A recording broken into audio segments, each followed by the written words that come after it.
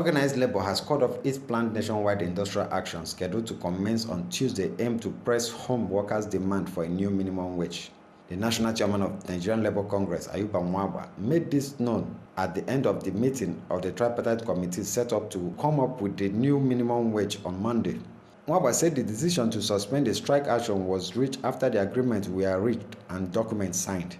Before now, the organized labor is demanding for 30,000 naira as new minimum wage, which the union president declined to disclose the figure agreed by the committee after the meeting.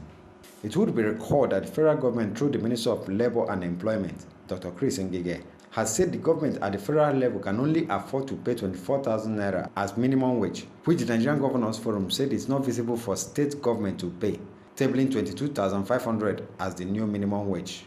In a related development, the Academic Staff Union of Universities, ASU, has commenced a nationwide strike following the inability of federal government to respond to its demand. The announcement of the strike was made on Sunday night by ASU President Professor Biodun Ogunyemi following a meeting of the National Executive Council of the Union at the Federal University of Technology, Akure, Ondo State, Nigeria. Ogunyemi told newsmen that all entreaties made to the federal government to honor the agreement with the union fell off deaf ears, and they had no other alternative but to begin the strike action. Meanwhile, the Minister of Education, Malam Adamu Adamu, at the briefing in Abuja on Monday, attributed the delays in meeting some of the demands of ASU on weak financial base of the federal government, while accusing previous administration of making big promises to the academic-based unions when the economy was quite buoyant.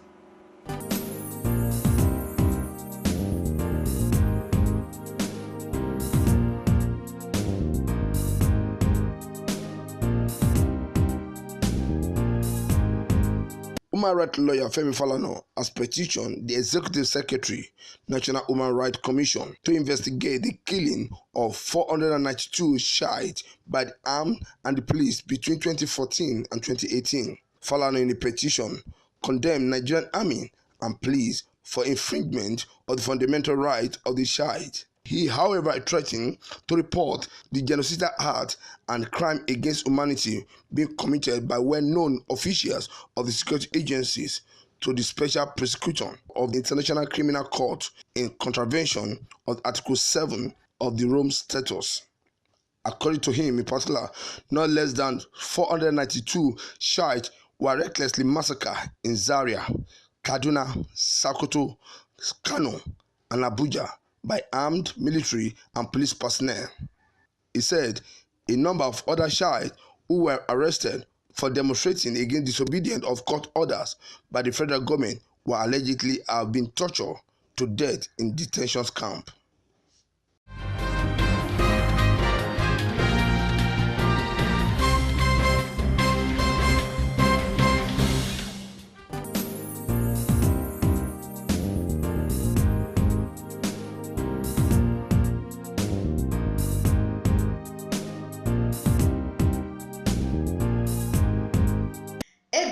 Atiku Abubakar supporters on the platform of Atiku for Better Nigeria has won Obi Ezekwesili, who is a presidential candidate for 2019 and also a former Minister of Education, to desist from using belittling remarks against Atiku and the People's Democratic Party. The pro-Atiku group advised Ekwesili to focus on her campaign and stop describing her political opponents as criminals. The group says by attacking the opposition, Ekwesili is actually biting the fingers that has fed her, indirectly referring to them PDP-led regime.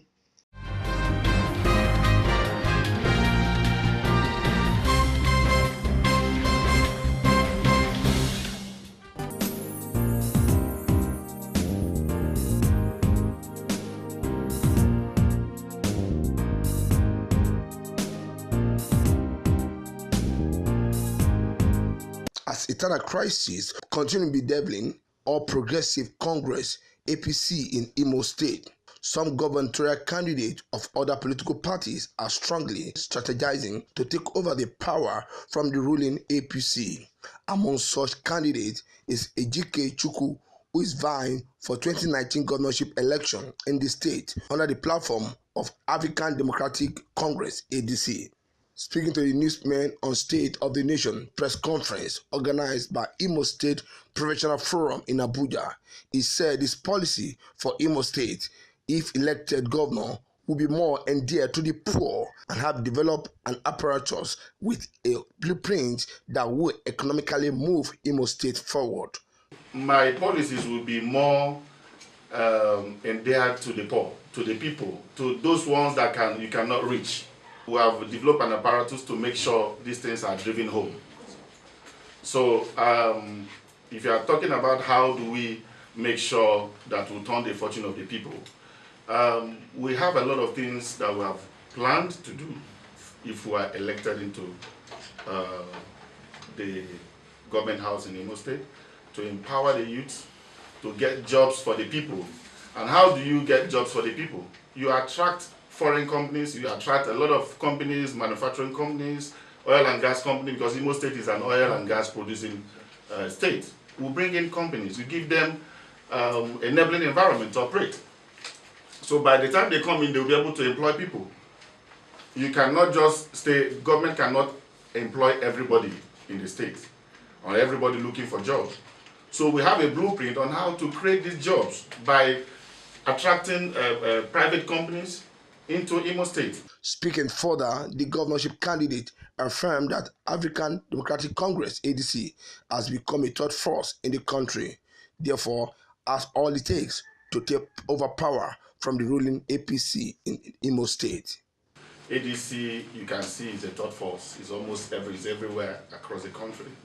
And you can also agree with me that ADC is an emerging party. And people in Imo State, they are one of the things they are looking at. They are not just looking at the party, but they are also looking at individuals that are emerging from political parties. But if you count 3-4 parties in Imo State today, ADC must be there. ADC is a force to reckon with. It's a party that has structures across the state. He finally enjoined all Nigerians to fervently pray for peaceful conduct of 2019 general election.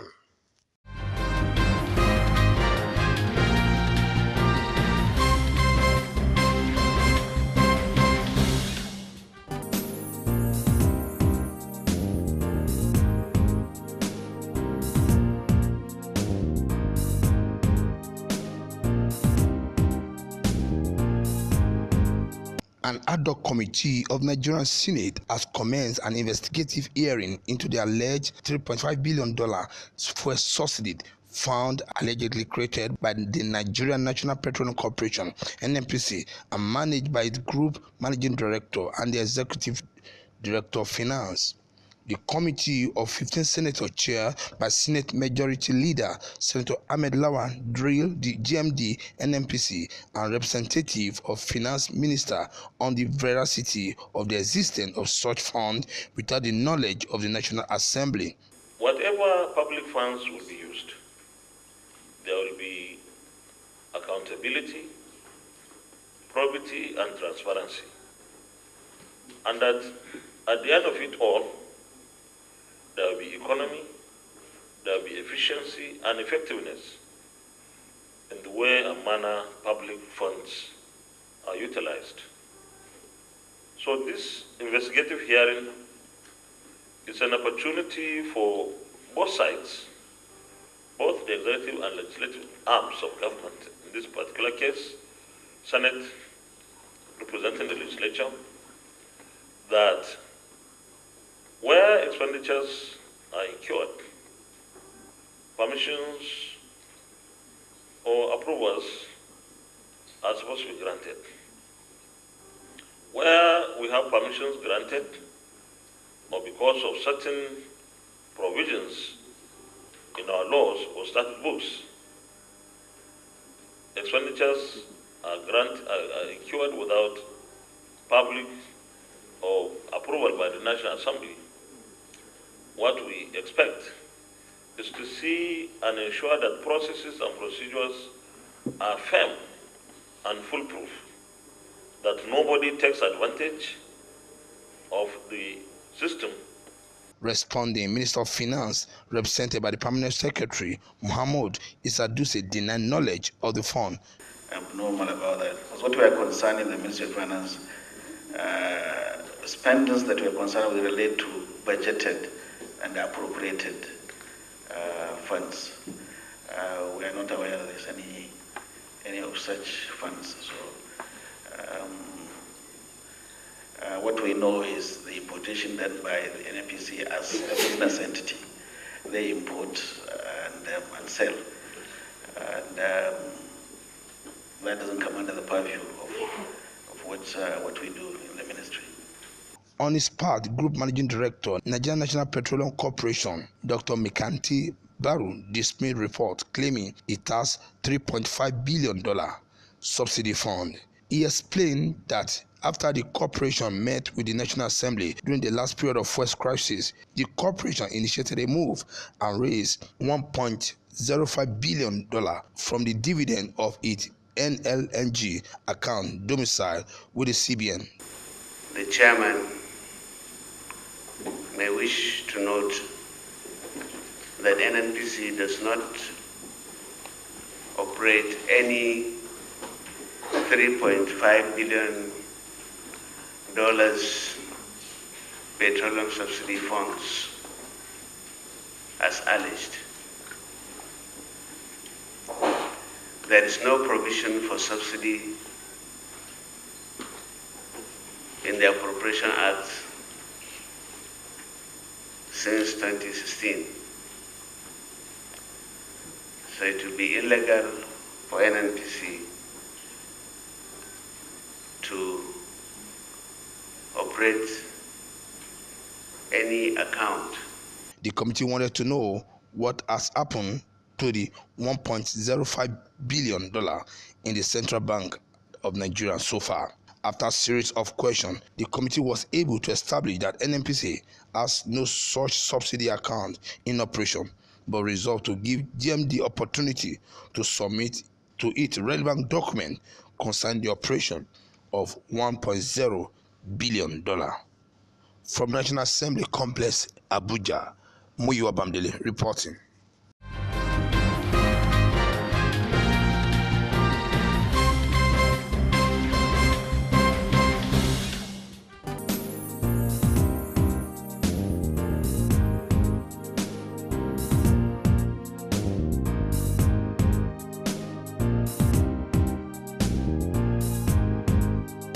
Imo State Governor Rochas Okorocha has said that the All Progressive Congress, APC, will lose about 5 million votes if the current crisis rocking the party is not resolved amicably and on time. Speaking to State House Correspondent after meeting President Muhammadu Buhari behind closed doors at the Aso Rock Presidential Villa, Abuja, Okorocha, who doubles as the chairman of the Progressive Governors Forum, said the party chairman Adams Ochomole should not run the party like his private business by acting against the interest of the party. To clear the air that the presidency is behind what Oshimole is doing in some of the states, which has affected our party seriously, negatively. And from my understanding from Mr. President, there's no such instruction for Oshimole to do anything illegal or create any sign of injustice. And so Oshimole is on his own in this whole thing. There's no presidency support for him to refuse candidates who won election and give wrong candidates who didn't win election. So this is the matter, and I will simply say it's not with the consent of the presidency, he's on his own. And I also requested that Oshimole must learn to obey, respect the rule of law and obey court orders where they apply. This issue of court orders as tissue papers must stop. It doesn't reflect the image of our party.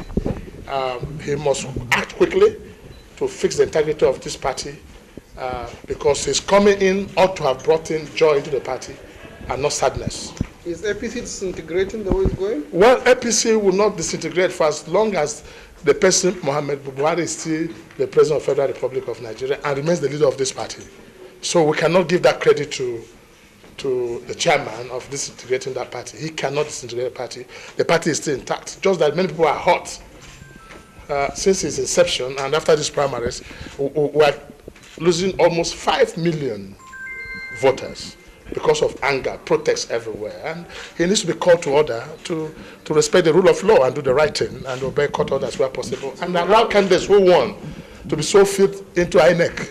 Speaking on the statement credited to the national leader of the All Progressive Congress, Bola Tinubu, where he said the party chairman Adams Oshomole is doing the right thing, the Imo State governor said his statement shows he is not well informed about happenings in the party. But maybe he's ill-informed. If he's properly informed, he will not say what Oshomole is doing is the right thing. There is rumor making the rounds that you're planning to join the SDP.